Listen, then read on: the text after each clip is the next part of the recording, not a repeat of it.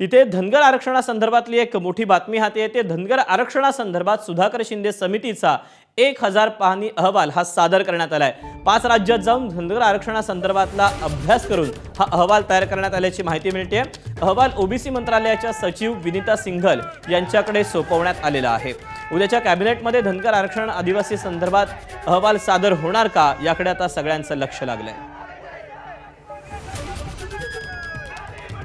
Update जाणून घेऊयात। निलेश बुधावले आपल्यासोबत आहे। निलेश, सुधाकर शिंदे समितीचा अहवाल सादर करण्यात आलेला आहे, त्यामुळे स्वाभाविकच आता सगळ्यांचं लक्ष लागलंय। तो म्हणजे आता कॅबिनेटमध्ये हा अहवाल सादर होणार का याकडे। दीपक, मागच्या 9 महिन्यांपासून 9 जणांची डॉक्टर सुधाकर शिंदे यांच्या अध्यक्षतेखाली एक समिती काम करत होती। डॉक्टर सुधाकर शिंदे समिती असं त्या समितीचं नाव होतं आणि त्या समितीनं वेगवेगळ्या राज्यात जाऊन त्या ठिकाणी धनगर आणि धनगर एकच आहेत अशा पद्धतीची माहिती गोळा केल्याची माहिती आपल्या हाती आलेली आहे।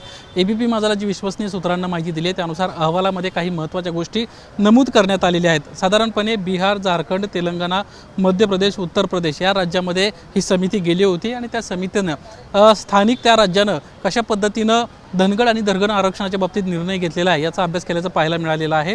या 5 राज्यांनी धनगर हे धनगर आहेत हे मान्य केलं आहे आणि तो कशा पद्धतीनं मान्य केलेला आहे याचा या समितीनं अभ्यास केलेला आहे आणि तो अहवाल आज विनीता सिंघल यांच्याकडे सुपूर्द केलेला आहे। उद्या कदाचित जर मंत्रिमंडळ बैठक असेल तर उद्याच त्या मंत्रिमंडळ बैठकीमध्ये हा अहवाल मांडला जाऊ शकतो आणि या अहवालाच्या माध्यमातून धनगर आरक्षणासंदर्भात एक महत्त्वाचं पाऊल राज्य सरकार उचलतंय का याकडे आता संपूर्ण लक्ष लागलेलं आहे। या बाबतीत जर आपण अनेक महत्त्वाची आणखीन एक गोष्ट अशी आहे की धनगर आरक्षणाच्या अनुषंगाने राज्य सरकारनं काही महत्त्वाचं पाऊल घेतलं तर राज्यातला जो आदिवासी समाज आहे।